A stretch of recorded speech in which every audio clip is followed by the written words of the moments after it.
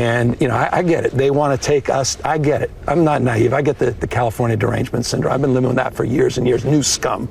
The same 7th grade. I remember the guy on Baltimore Avenue that called me Newscum. I was in 7th grade. I can handle that. We'll leave that aside. I understand what they're trying to do. Can we hurry this up, man? I'm rocking side to side like this because my pants are actually on fire. So Gavin Newsum, is back at it again, trying to weaponize the California wildfires to obviously and very transparently launch his 2028 presidential campaign. Except the problem with that, as I pointed out when we talked about the fake charity fundraiser that he was doing for wildfire relief, is that if you're going to try to fundraise and launch a movement off of something like this, at least do it when you've achieved a political victory, right? Do it off of something that makes you look good or makes you popular with the voters. Whereas in comparison, this California wildfire and the lack of preventative measures, the mismanagement that led to this disaster in his state is arguably one of the biggest political scandals in the modern history of the Democrat Party, which is really saying a lot considering that both Joe Biden and Kamala Harris were 2024 Democrat presidential candidates. But I guess when that's the field of people you're working with, maybe Gavin Newsom is still preferable for some Democrats. I have no idea. But anyways, with that said, in a recent interview with MSNBC, Gavin Newsom decided to go on this whole tirade about how he was bullied in school and therefore Donald Trump is such a big, bad, mean bully for referring to him with the infamous nickname Gavin Newscum. Which is, okay, thank you for that, Gavin. But nonetheless, here you have it. A lot of people are talking about this. Take a listen. This is serious. And, I get it. They want to take us. I get it. I'm not naive. I get the California derangement syndrome. I've been living with that for years and years. Newscum. The same 7th grade. I remember the guy on Baltimore Avenue that called me Newscum. I was in 7th grade. I can handle that. We'll leave that aside. I understand what they're trying to do. I want to work with them. It's not about me. It's about people that we both represent. He represents and I represent. And I'm honored and proud to represent these folks. And this is serious. And, I get it. What?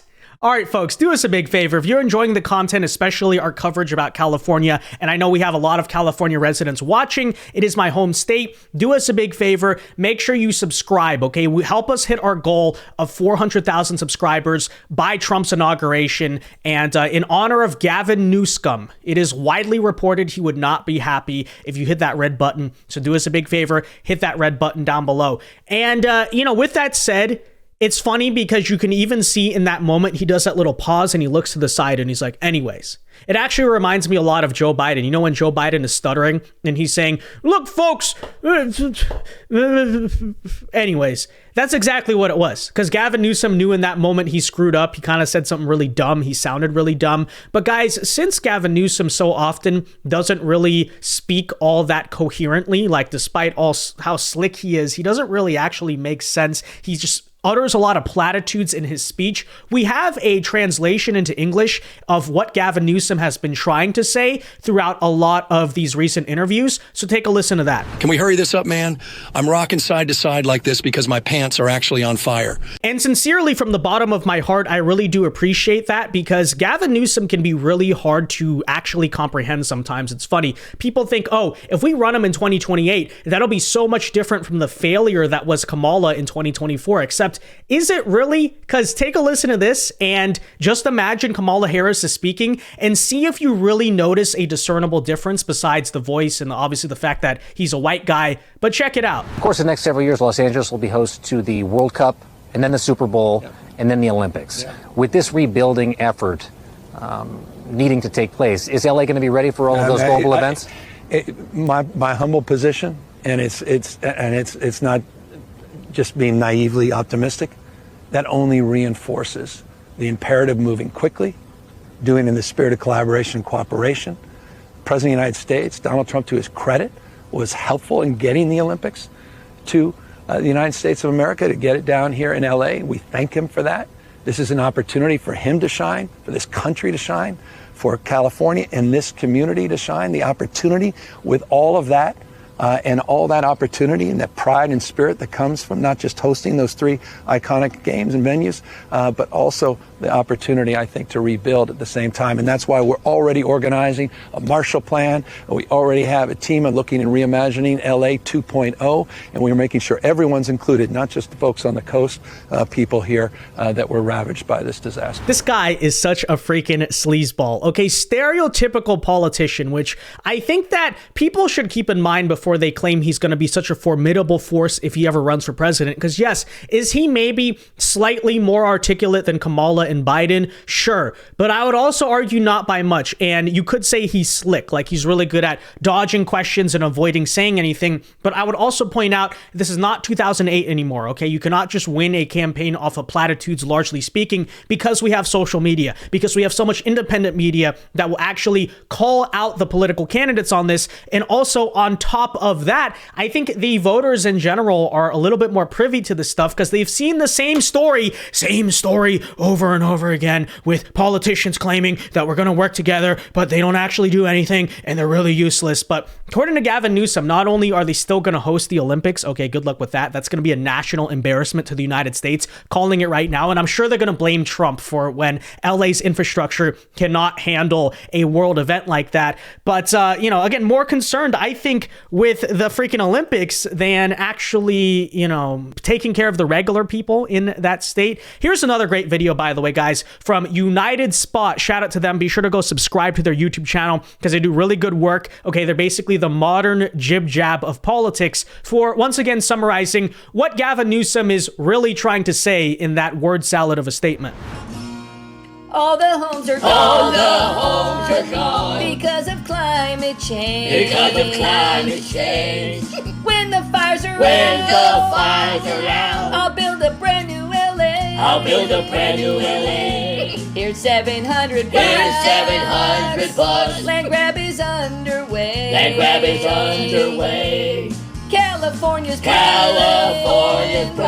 And the fire department's gay. Looters in the streets. Illegals on the way. Again, shout out to United Spot. Go subscribe to their YouTube channel for that brilliant video. So well done and so accurate. Okay, just completely on the money. Now, I think the expected response you're going to see from liberal media, when we talked about this when we did the video on The View and a couple other entities talking about Gavin Newsom, they're going to try really hard to do damage control on his behalf because they basically know that, this is our guy for 2028. Who do we have without him? We're screwed. So we have to do our best to try to defend him. And that's exactly what MSNBC decided to do in a response to this situation, this interview they tried to do with him, etc. Take a listen to Jen Psaki, who they rushed to do damage control on behalf of Gavin Newsom by deflecting the blame away from him to guess who? Wait for it. Drum roll, please. Donald Trump and Elon Musk. That's who's really to blame for the wildfires. Take a listen. The fact is, leaders will need to confront a very complicated and challenging reality moving forward. But right now, that is not exactly what is happening. Instead, Donald Trump and his allies are injecting half-truths, misinformation, and flat-out lies in some cases in order to score a version of political points, I suppose. Yeah, so as usual, the real culprit here, guys, is Donald Trump, Elon Musk, and their misinformation. Now, I beg the question, what exactly is the misinformation? Because on every level, what they're saying about the mismanagement of California is absolutely true. And you know who partially admitted that? Accidentally, maybe. I don't know. Maybe he's going to be fired after this. I'm not sure. But a reporter who is on the ground in California on your own network, MSNBC. That is right. Take a listen as this reporter admits that the water shortage, the management issues here actually were happening. Wow, MSNBC told the truth about Gavin Newsom. I don't think they meant to do this, but take a listen. We saw an apartment building engulfed in flames. I saw the fire engine pull up this afternoon. A fire captain have one of his firefighters attach a hose to a hydrant, and that hose didn't fill up, Alex. And I asked the captain, out of every 10 hydrants you attach to today, on average, how many are you getting full water from? He says little to none. And it was at that point that really the whole crew stopped, looked up at this apartment building, and they realized there was nothing they could do except... Okay, so yeah, the fire hydrants had no water. Where's the misinformation? Of course, now they're acknowledging this part is true. So, you know, let's kind of do the conservative bingo card, right? What are conservatives saying? First of all, we were saying the fire hydrants had no water. The media was like, oh, well, I don't know. And now they're saying, yeah, you're right. The fire hydrants had no water. Next, predictably, they're going to say, oh, the reservoir, right? The reservoir wasn't Gavin Newsom's fault. I think we're going to find out it was, right? The reservoir did indeed have no water. And then you keep going down. Oh, wait a minute. The brush in California is everywhere. They do nothing to clean it up. Okay, keep going down the rabbit hole. Next thing you know, we're going to be totally vindicated on this because the things we've been pointing out for years, long before this fire, about, you know, the mismanagement of resources, whether it comes to brush, forests, water management in the state of California, is all completely true, and it is completely accurate. But you know what? Keep trying to do damage control for Gavin and run him in 2028. I'm sure that's going to work fantastically. That's going to go absolutely swimmingly. So I dare you, Democrats, please give it a try. But the fire department's gay. Okay. With that said, let me know your thoughts on this in the comment section down below. Be sure to leave a like on this video. Subscribe if you are new. And until next time, God bless and peace.